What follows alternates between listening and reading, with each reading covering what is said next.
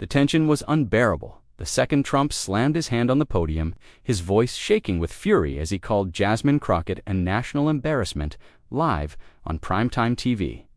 The panel froze. Anchors went silent. Viewers at home gripped their remotes, unsure whether they were witnessing a political debate or the beginning of an all-out meltdown. It was supposed to be just another fiery exchange on Capitol Hill's televised hearing, but something felt different, raw, personal. Trump's face was flushed, his words slurring with rage, trying to corner Crockett into a live humiliation. But there she was, still, composed, unflinching. Jasmine Crockett, the freshman congresswoman they once dismissed as too loud, too bold, stood there not just with facts, but with fire and the weight of every woman told to sit down and shut up. Trump, in full spectacle mode, leaned into the camera, confident that his words would crush her. What he didn't see was the quiet storm building in her silence. The stakes were clear, her credibility, her reputation, her dignity, all on trial before millions. And the moment she finally raised the microphone to speak, the entire room shifted. Trump leaned forward, his smile tight and venom-laced. "Tell me something, Congresswoman Crockett," he sneered, emphasizing her title like it was a joke. "How does someone with barely a year on the Hill think they can lecture someone who's been negotiating deals before you were even out of law school?" The studio audience stirred a few audible chuckles, some uneasy shifting. Trump gestured toward her with performative arrogance, as if granting her the floor was an act of charity. "You come in with all this fire and fury, but where's the substance? Where's the experience?" he mocked, pausing just long enough to let the insult land. "Or is it just another Twitter performance? Loud, flashy, and ultimately forgettable?" Crockett didn't blink. She didn't reach for her notes. She didn't even break eye contact. Instead, she let the silence stretch for just long enough to make Trump uneasy, his smug expression twitching ever so slightly. Then she spoke, calm, controlled, surgical. "You're right, Mr. Trump," she began, her voice steady. "I don't have decades of scandals, bankruptcies, and lawsuits behind my name. I haven't spent years selling promises I never intended to keep. But I do have something this country is starving for, the truth. And I didn't come here to impress you. I came here because the people who elected me are tired of the circus you built." A quiet ripple moved through the crowd. One man in the back muttered, "Damn." Trump squinted, not used to being challenged without raised voices. Crockett continued, never rushing, never flinching. "You say I'm inexperienced, maybe, but I'd rather be inexperienced than out of touch. While you were golfing, I was sitting in community hearings, listening to families torn apart by policies you pushed. While you were tweeting insults at women of color, I was walking with single mothers in my district, making sure they had clean water and safe housing. So no, I haven't had your experience, but I have had to look a grieving mother in the eye and explain why Washington keeps failing her." The energy shifted. What started as an ambush was turning into a reckoning. Trump, still trying to claw back control, waved a hand dismissively. "Please, spare us the moral lecture. You're all talk, all these speeches and sound bites. But when it comes to results, crickets." Crockett smiled for the first time, a small, sharp smile that didn't reach her eyes. "That's funny," she said, tilting her head slightly, "because when I talk, people listen. When you talk, people brace for the next lawsuit." Laughter broke out, short, sharp, involuntary. Even some of Trump's usual defenders shifted uncomfortably. He leaned back in his chair, jaw tightening. He wasn't used to losing ground so quickly. Crockett didn't stop. "You want to talk results? Let's talk numbers. In the last 18 months, I've co-sponsored more bipartisan legislation than you ever supported in your entire presidency. You want to talk substance? Fine. Let's put our records side by side. Your tax breaks for billionaires versus my work to expand healthcare access for veterans, your photo ops at disaster sites versus my work with first responders on the ground. Shall we keep going?" The moderator, caught between astonishment and amusement, tried to cut in, but the energy in the room wouldn't let him. Something had shifted. The viewers weren't just watching a debate, they were watching a torch being passed. For the first time, Trump didn't look invincible. He looked ... cornered, ... and that was just the beginning. What happened next changed everything. Trump's eyes narrowed as the laughter faded. The sting of Crockett's rebuttal still lingered in the air, and he wasn't going to let it slide. He leaned forward, this time more aggressively, his voice louder, sharper, no longer cloaked in sarcasm, but laced with condescension and fury. "You know what your problem is, Jasmine?" he snapped, using her first name like a weapon. "You think passion makes up for ignorance?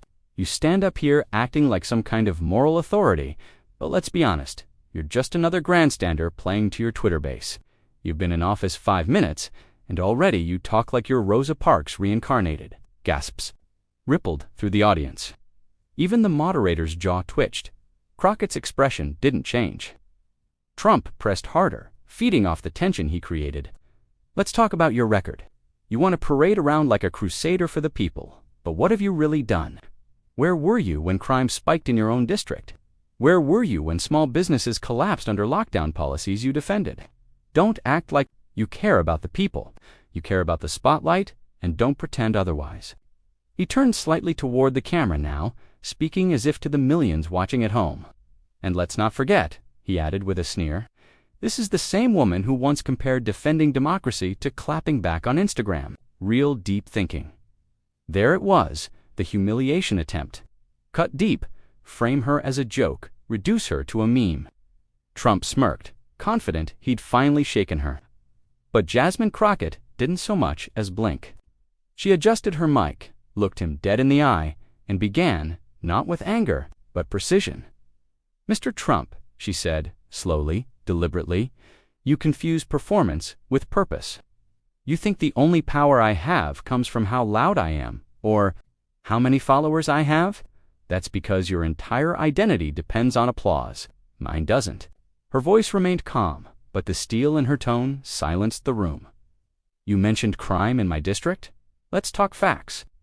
While you were giving speeches about American carnage, I was pushing for federal resources to invest in community-based policing and youth programs. And yes, I stood behind lockdowns because, unlike you, I didn't have the luxury of pretending a pandemic wasn't killing people in my neighborhood. You asked where I was? I was holding funerals over Zoom. I was organizing food drives. I was in the damn trenches while you were live-tweeting conspiracy theories from a golf course." A hushed murmur spread across the audience, not laughter. This time, but that's still, charged silence that precedes something explosive. She wasn't done. "And as for your Instagram jab, you're right, I did say that. Because I know that young black girls across this country do see fighting for democracy as an act of resistance. Because we've had to fight to be seen, be heard, to even be allowed in rooms like this. So if you think using modern language makes me unserious, maybe it's because you've never understood a world that didn't revolve around you." Trump shifted, clearly agitated now, his fingers drumming on the desk. Crockett leaned in slightly, her voice softer now, more piercing. "You want to paint me as uninformed, as inexperienced, but the truth is, you're terrified of what I represent. Because I'm not afraid of your name, your money, or your bluster. I come from people who've had to fight just to survive. You come from a tower with your name in gold letters. So forgive me if I don't take lectures from a man who's filed more bankruptcies than I've had birthdays." A sharp "oh" burst from somewhere in the back of the room. Another person clapped once before catching themselves. The moderator tried to maintain composure, but the heat had reached a boiling point. Trump opened his mouth, clearly ready to retaliate. But before he could speak, Crockett added one last jab. "You said I want the spotlight. You're right, but not for ego, for accountability. And it's shining on you now." He froze just for a second. Long enough for the cameras to catch it. Long enough for millions of viewers to see that even Donald Trump didn't know what to say next.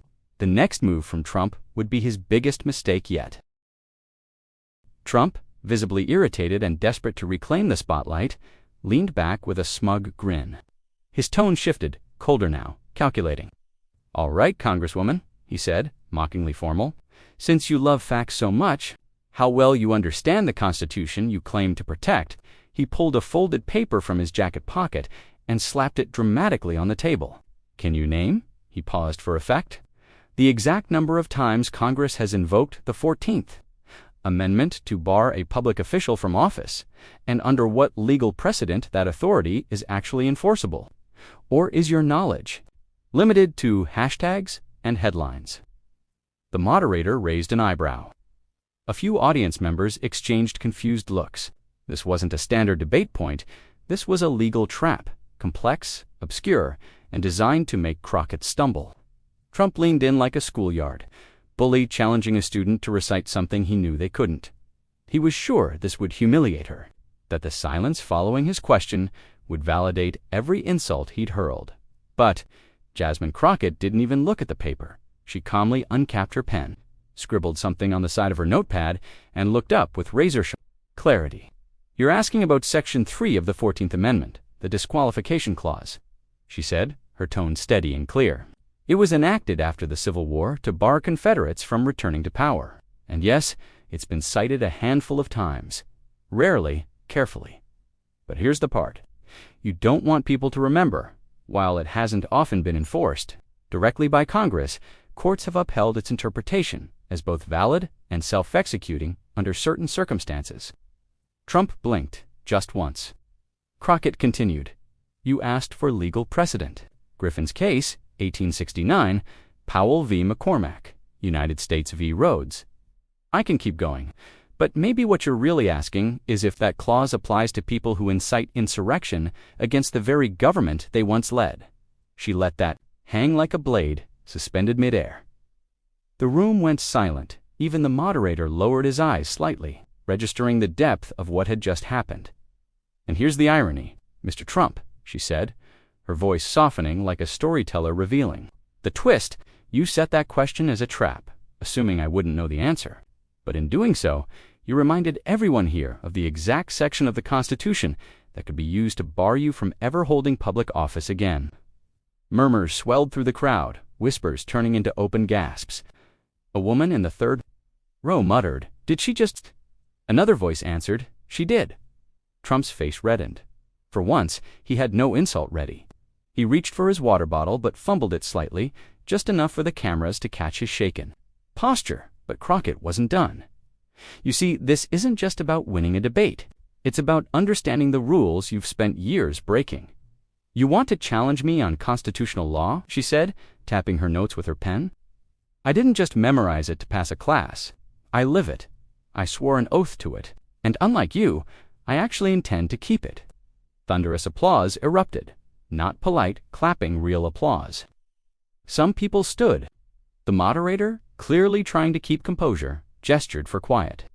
But the wave of approval rolled through the studio like a tidal force. Trump tried to interrupt, leaning into the mic. "This is all just theater," he snapped.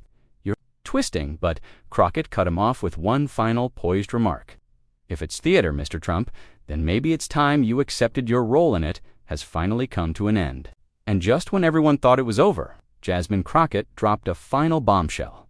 Trump's grip on the debate was slipping, and everyone could feel it.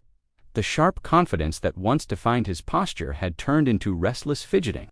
His eyes darted toward the moderator, then back at Crockett, and for the first time, his voice wavered. "This isn't even about the Constitution anymore," he muttered, waving his hand dismissively. "These are just distractions. Jargon. The American people care about jobs, gas prices, borders, not whatever historical trivia she's obsessed with." The pivot was obvious. A classic deflection. But it came too late. The audience sensed it. The king had stumbled, and the queen hadn't even raised her voice. Crockett didn't miss a beat. She leaned forward, her gaze unwavering.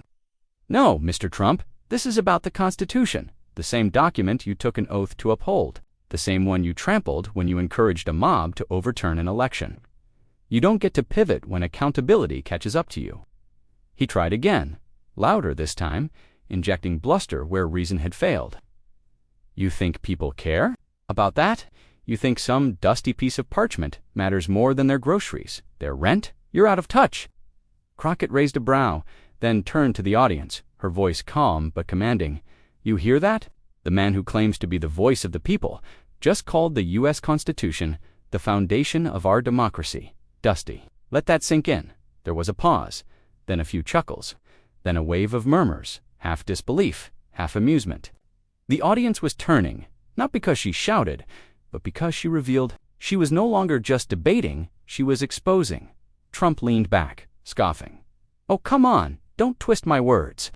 That's what you people do. You spin and spin until you sound righteous. Crockett straightened. You're right. Words do matter. That's why you're unraveling, because you built your brand on noise and distraction. But when the noise dies down, when facts step in, there's nothing left holding you up. The moderator tried to step in, sensing the temperature rising, but the room belonged to Crockett now. She turned toward the cameras, addressing not just the people in the studio, but the millions watching at home. I didn't come here to fight. Fire with fire. I came here to speak to every American who's tired of being lied to, who's tired of leaders dodging responsibility while waving flags they don't even respect. I came here for people who've been told to sit down, shut up, and stay in their place. Well, I won't. A thunderous applause broke out. People were on their feet. Someone in the back shouted, "Say that again." Another voice echoed, "You tell him." Trump looked around, visibly stunned by the reaction. His lips moved as if forming a response, but no sound came. The once unshakable voice of dominance was now silent, swallowed by the roar of a crowd that no longer belonged to him. Crockett took a deep breath and turned back to him, softer this time. You didn't lose control tonight because of me. You lost it because you finally had to face someone who wouldn't flinch, who wouldn't bow, who came with receipts, not insults. Trump opened his mouth again, but it was over. Every jab, every deflection, every insult, it had all failed, and he knew it. But the final moment of truth was still to come. Trump's final card came out of pure instinct, not strategy, backed into a rhetorical corner, humiliated by facts, and watching his usual charm wither under Crockett's calm. Fire. He took the lowest road left. He laughed, a mocking, empty laugh that echoed off the studio walls. Then, leaning into the microphone with a smugness that barely masked desperation, he said, "You know what? This whole thing is a joke. This debate, this fake outrage, it's all just performance art for the cameras. You're not some constitutional savior, Jasmine. You're just another angry liberal trying to go viral." The crowd gasped, not because the insult was new, but because it was tired. It was the last swing of a boxer too exhausted to lift his gloves. Crockett didn't blink. She stepped forward, letting the silence breathe around her, letting the weight of his words fall flat on their own. And then she dropped her final truth, not loud, not shouted, but with a force that cut through the noise like a scalpel. "You think this is a performance?" she said, staring directly at him. "My grandfather was denied the right to vote. My mother worked 2 jobs so I could get into law school. I've spent my entire life fighting systems you used as stepping stones. So no, this isn't a show. This is justice catching up to privilege." The audience froze. You could hear someone inhale sharply in the back row. She stepped closer. "You talk about going viral like it's a bad thing, but sometimes the truth needs to go viral, because for too long, people like you have been hiding behind microphones, mocking the people you hurt, laughing while families are torn apart by policies you cheered for, dismissing women, immigrants, black voices, constitutional scholars, anyone who dared challenge your power. Well, not tonight." Trump tried to interrupt. "You don't know what I've sacrificed." But his voice cracked. Crockett raised her hand and cut him off. "Not with volume, but with presence. You sacrificed nothing. You inherited millions and lost empathy along the way. You wear patriotism like a costume, but when it's time to defend democracy, you mock the Constitution. When it's time to protect the people, you protect your ego. You didn't lose control tonight. You exposed who you really are." A pause, then she added softly, deliberately. And this time, the whole country was watching. The silence broke like glass under pressure. The audience erupted. Not in polite claps, in roars. Some were standing on chairs, cheering, chanting her name. Cameramen struggled to steady their shots. Hashtags began trending before the final words even left her lips.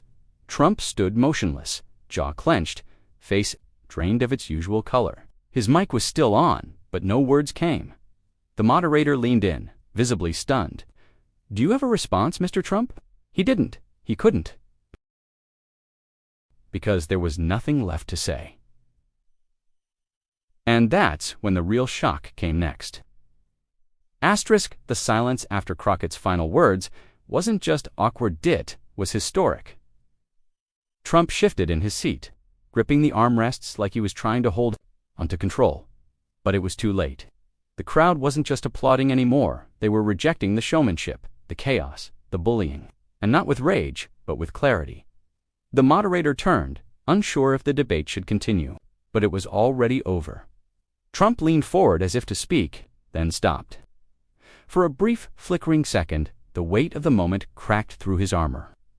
He looked up at Jasmine Crockett not with defiance, but with something far more unfamiliar, recognition, not respect, not admiration, just the dawning realization that he had been outmatched, thoroughly, publicly. He stood slowly, straightened his jacket, and walked off set without a word. No grand speech, no fiery comeback, just silence. And as the cameras followed his exit, the crowd turned dull eyes on Crockett now.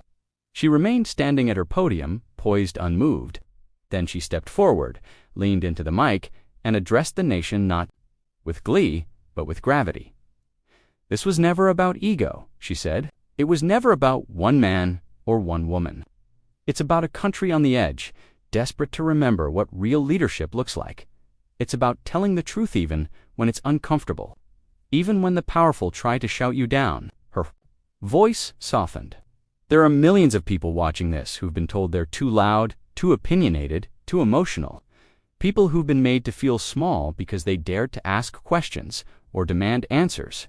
Tonight wasn't just for me. It was for you. A hush fell over the room again, not out of tension, but respect. In the end, she said, eyes locked on the camera.